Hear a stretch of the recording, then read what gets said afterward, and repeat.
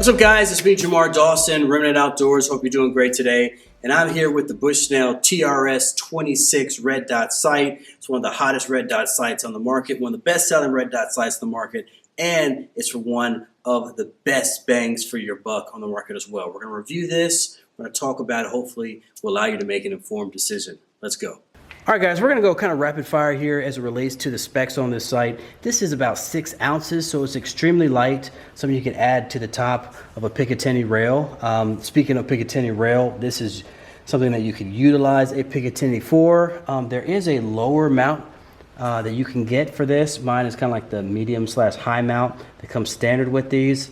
At least when I bought it off of Amazon, it came with just this kind of a medium-high mount. One of the really cool things about this sight is that there are a bunch of O-rings that you can see everywhere. It is sealed, nitrogen purged. It is shock proof. This takes a CR2032 battery. And so if you were to unscrew this, there's an O-ring right here that helps to prevent water from getting in. And then all the dials for windage and elevation, they have caps on them as well. So some people like that, some don't. There's O-rings sealing this as well, but you could use, I guess you could probably use your fingernail to actuate these. You could also use the end of a round casing. You could use a penny, you could use your key, you could use a lot of different things, and you could adjust the sight in clicks. So thus far, not a whole lot of departure from the TRS-25, which is like a world famous budget scope, right? I've probably done a review for that one in the past. It's on a couple of different of my rifles you may have seen in a video, but everything thus far that we've talked about is very similar to the legacy TRS-25 in this TRS-26. Now, a departure is the objective size. So the objective lens is a little bit larger. It is a 26 millimeter lens, so you get a little bit more in that eye box, a little bit more glass, which has been great thus far in my usage of it. Now, another departure, and this is a radical departure, is on the sides of this scope. It features up and down arrows, and that allows you to control the brightness level and to turn it on or off. So you could use and depress these to go up and down on brightness.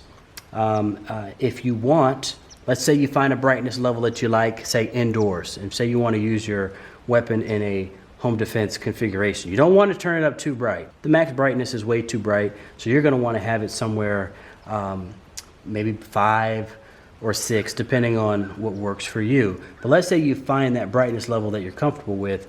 You depress the down arrow for 3 seconds, and it shuts it off, and it remembers where you were at. So when you hit an up arrow or down arrow to turn it on, the next time you want to turn it on, it comes on at that brightness level that you just had set. At 12 hours, this has an automatic shut off, which is pretty nice if you forget to turn it off. It turns off on its own if there's no depressants of the arrows, but you could also turn that feature off if you just want it to always be on if you have it on. Of course, that's going to drain the battery, but you know, that feature is available for disabling if you like it. Speaking about battery life, you got 50,000 hours or so with this CR2032 battery. That's really, really good. It's really eking out the efficiency of what they have with the battery in comparison with how bright they can get the dot. Of course, if you have it at the full strength, it's going to affect your battery life, and you're probably not going to get the 50,000 hours. But nominally, you're going to get close to 50,000 hours with one battery, one full battery starting at charge. One thing I do like about this sight is that it does co-witness with the front sight and rear sight of the Magpul sights that I got installed on this rifle. So that is really nice. Of course, that's when you get this mount size. That's actually how I initially zeroed in the weapon. I just started from, I put both the front and rear sight up, and I put that dot, I adjusted the dot to be right at that point, looking through the eye hole at the tip of the front sight, and that's where I started my zero with this weapon. You can get this sight for about $100 on Amazon, relatively inexpensive. They've stayed true to this being a budget sight while not compromising for quality, and I really do appreciate Bushnell for that. Now there are a few cons with this red dot sight. The first of which, and this is what I see most people complain about, is these arrows are a little finicky. Sometimes it takes multiple depressions of them to go up and go down. I haven't had a bad experience, but you know, the biggest advantage to this platform with the arrows on it is just being able to set it where you want it and then turn it off, and then being able to come back to that setting instead of having to come up from zero. So even though I don't necessarily like that it's finicky sometimes, at least I know if I want to set it at something, I could set it and it remembers it for the next time I turn it on. The other thing is the brightness level. When you get up too bright, at least indoors, it kind of washes out the entire eye box. You see kind of red, just like flooding that eye box, and that's not great. So I keep that down a little bit. Now outdoors, it's not really a problem at all, but indoors, it is a bit of a problem when I dial it up. Once I get to like 7 or 8 level, it starts to kind of wash out, and so the intensity, I just have to dial it down and everything is fine.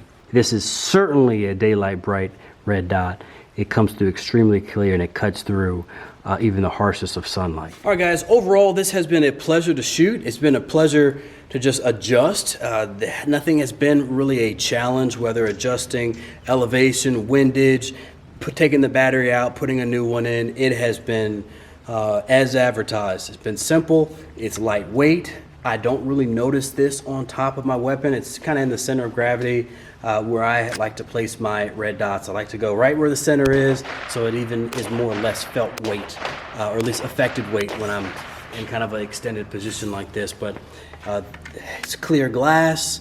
The dot is relatively circular. Of course, when you get down to this budget level, it's not going to be a perfect circle. It's going to have a little bit of a star, like a bursted look appearance to it. So I feel comfortable in the central part of Mississippi going out there in the woods and the thick brush, and because I see deer sometimes as close as 15, 20 yards away, and I would feel comfortable taking a shot at a deer at that range. Of course, plinking, this is super fun with, it's super responsive, and just because there's so much glass, it's clear, and I could keep both my eyes open, and with both eyes open, I could really just see the entire field of which I'm shooting targets at without a lot of obstructions. There's not a lot of distractions. With this TRS-25, they had the battery kind of aligned at kind of an angle. This one is straight on top. You also have windage and elevation at 90-degree angles, so there's not a lot of distractions in the way as you are going to shoulder the weapon and look at your target. I really enjoy that. There is a little bit of a blue tint, but that's really not a big distraction to me. Some of these scopes in this price range are going to have it, and even medium price scopes are going to have a little bit of a blue coating to it. But it is crystal clear. There's not a lot of blurred on the outer edges of the glass, and this is something I would recommend to anybody looking to get into something that is a 1X scope, whether it's entry level or you just need something for a gun that you don't want to break the bank on. So I hope you guys enjoyed the video. If you have any questions, please leave in the comment section below. I will leave a link in the description where you could buy this sight off Amazon for about $100 or so.